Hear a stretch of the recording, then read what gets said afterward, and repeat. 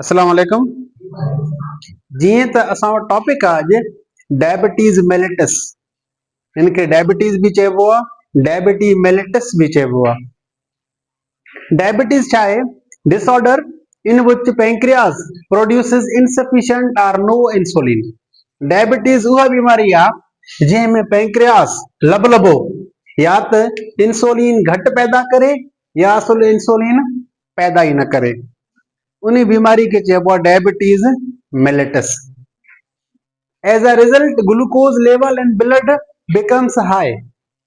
जॾहिं इंसुलिन पैदा ई न थींदो त पोइ रिजल्ट छा निकिरंदो त ब्लड में ग्लूकोज लेवल जेको आहे उहो हाई थी वेंदो। तव्हांखे मां ॿुधाए चुको आहियां पहिरें लेक्चर में त इंसुलिन जो कमु आहे एक्स्ट्रा ग्लूकोज खे डिपोज़िट करणु in the form of glycogen. जेकॾहिं इंसुलिन प्रोड्यूस ई न थिए त एक्स्ट्रा ग्लूकोज जेको आहे उहो डिपोज़िट न थींदो ऐं ग्लूकोज लेवल जेको ब्लड में आहे उहो हाई थी वेंदो ऐं उन कंडीशन खे चइबो आहे हाइपरग्लाइसीमिया। छा चइबो? Hyperglycaemia.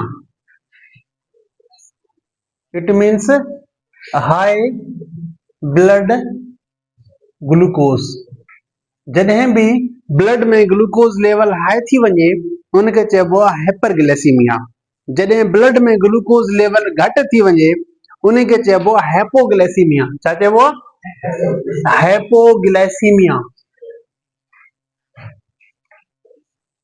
It means low blood glucose.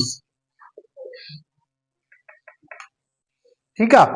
Diabetes में मोस्टली छा थींदो आहे त ब्लड में ग्लूकोज लेवल जेको आहे उहो हाई थी वेंदो आहे, यानी हाइपरग्लाइसीमिया कंडीशन थी वेंदो आहे। Excess amount of glucose is excreted in urine. जेकॾहिं ग्लूकोज लेवल एक्स्ट्रा आहे त उहो छा में रिलीज थी वेंदो? यूरिन सां गॾु रिलीज थी वेंदो ऐं उन पेशेंट खे, उन मरीज़ खे पेशाब बि वधीक ईंदो। Frequency of passing urine increases many times. उन में यूरिनेशन जेको रेट आहे जॾहिं आम माण्हू जे मुक़ाबले में उन में पेशाब वधीक ईंदो, छो त उन पेशाब में छा हूंदो आहे? ग्लूकोज हूंदो आहे। ज़ाहिर आहे पेशाब वधीक कंदो त उन जे बॉडी जो पाणी बि वधीक ज़्यान थींदो, इन जे करे उहो ज़्यादा थर्स्टी फील कंदो, उञायल बि महसूस कंदो ऐं बुखायल बि महसूस कंदो, उनखे उञ बि वधीक लॻंदी ऐं बुख बि वधीक। In absence of using restoring glucose by the cells, patient loses weight and gets tired। जॾहिं उन जे ब्लड में या उन जे बॉडी में ग्लूकोज स्टोर न थींदो त पोइ छा थींदो? उन जो वेट जेको आहे उहो लॉस थी वेंदो ऐं थकल महसूस कंदो। यानी शुगर वारे मरीज़ जूं इहे निशानियूं अथव, वेट लॉस ऐं थकल महसूस करणु, उन वधीक लॻणु, बुख वधीक लॻणु, इहे उन जूं निशानियूं आहिनि, सिम्पटम्स आहिनि। In case of low blood insulin, it can be administered through injecting insulin derived from animals। जॾहिं उन में इंसुलिन प्रोड्यूस ई न थींदो त पोइ एनिमल्स मां या ह्यूमन बींग्स मां इंसुलिन तैयार कयो वेंदो आहे using bacteria by the method of biotechnology.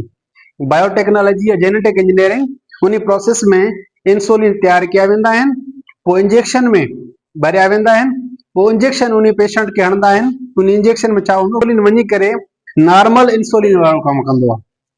ठीकु आहे। यानी कंहिं में जेकॾहिं इंसुलिन पैदा न थिए त पोइ इंजेक्शन जे ज़रिए उनखे इंसुलिन ॾिनो वेंदो आहे। हाणे नॉर्मल ग्लूकोज लेवल छा आहे, असांखे ख़बर कीअं पए त कंहिं पेशेंट खे आहे या कोन्हे डायबिटीज़?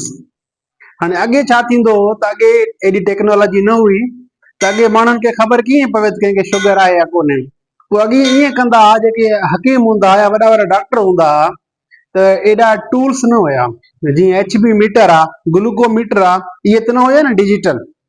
पोइ उन्हनि खे ख़बर कीअं पए? पोइ छा जंहिं ते शक हूंदो हिन सिम्पटम्स खे ॾिसी करे पोइ पेशेंट खे चवंदा हुआ त तव्हां हिन जॻह ते पेशाब कयो, यूरिनेशन कयो। त पोइ ॾिसंदा हुआ त कुझु टाइम खां पोइ अगरि उन जे पेशाब जे मथां कीवलियूं आयूं आहिनि, कीवलियूं मिठे शइ ते ईंदियूं आहिनि न, अगरि उन जे यूरिन ते, उन्हनि जे पेशाब ते कीवलियूं आहिनि, माना इनखे शुगर आहे। छो त मां तव्हांखे अॻु में ॿुधाए चुको आहियां त उन जे यूरिन में ग्लूकोज अची वेंदो, ग्लूकोज मिठो आहे न, अगरि उन जे पेशाब में कीवलियूं आयूं आहिनि, माना इनखे शुगर आहे। अगर कीवलियूं न आहियूं माना उनखे शुगर कोन्हे। अॻे टेस्ट ईअं कंदा हुआ, अॼुकल्ह त डिजिटल HB मीटर ग्लूकोमीटर अची विया आहिनि। HB में हेमोग्लोबिन ॾिठो वेंदो आहे ऐं ग्लूकोमीटर में ग्लूकोज लेवल ॾिठो वेंदो आहे। मुख़्तलिफ़ डिजिटल टूल्स अची विया आहिनि। हाणे नॉर्मल असांखे ख़बर कीअं पए त कंहिंखे शुगर आहे या कोन्हे। हाणे नॉर्मल शुगर फास्टिंग में छा आहे ऐं रैंडम छा आहे, ठीकु आहे। हाणे फास्टिंग छा हूंदो आहे त फास्टिंग मतिलबु तव्हां सुबुह जो उथियो था, जंहिंखे नेराने चइबो आहे सिंधी में।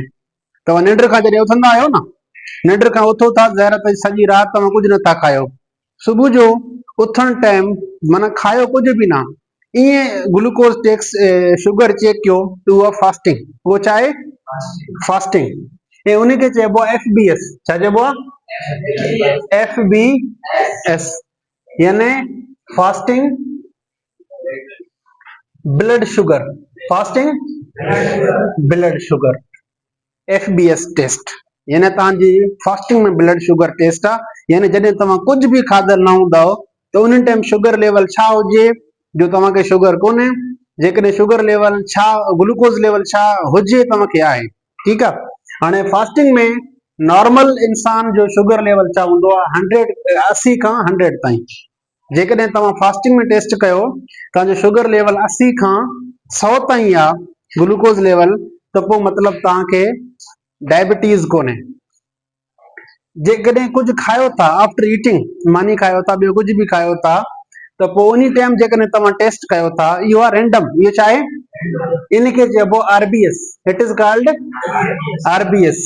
RBS means random blood sugar, random blood sugar, यानी कुझु खाइण खां पोइ उहो रैंडम थी वेंदो आहे। 170 खां वठी 200 ताईं आहे RBS, रैंडम ब्लड शुगर, यानी खाइण खां पोइ टेस्ट कयो था त इहो ग्लूकोज लेवल आहे, त मतिलबु पोइ बि तव्हां नॉर्मल आहियो। ऐं खाइण खां 2-3 कलाक पोइ, हाणे तव्हां मानी खाधी आहे, 2-3 कलाक खां पोइ टेस्ट कयो था, पोइ 120 खां 140 ताईं आहे, त पोइ बि नॉर्मल आहे। आफ्टर ईटिंग माना हिकदमि तव्हां खायो था न, 5-10 मिंटनि में, 20 मिंटनि में, अधु कलाक में टेस्ट कयो था, उन टाइम ज़रा शुगर लेवल थोरो हाई हूंदो, छो त शुगर उहो ग्लूकोज तव्हांजे बॉडी में हलियो वियो, जेसिताईं उहो डिपोज़िट थिए टाइम थोरो लॻंदो न, उन में यकदमि तव्हांजो थोरो वधियल हूंदो आहे, ऐं 2-3 कलाकनि खां पोइ वरी नॉर्मल ते अची वेंदो। घणो, 120 खां 140 ताईं।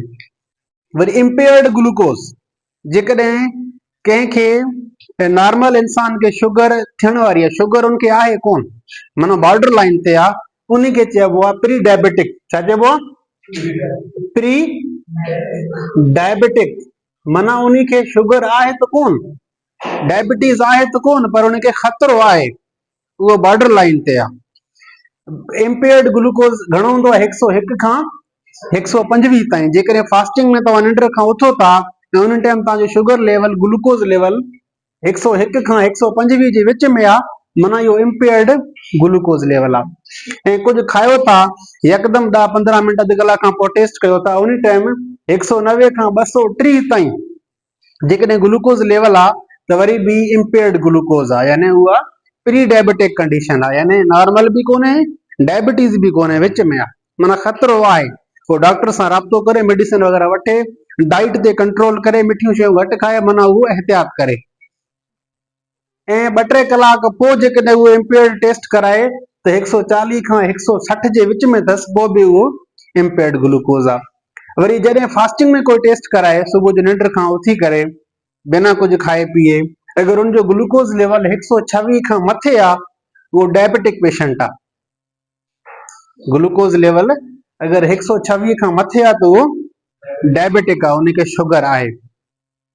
अगर कुछ खाइण खां पोइ 220 खां 300 ताईं अथसि शुगर लेवल, पोइ बि उनखे डायबिटीज़ आहे।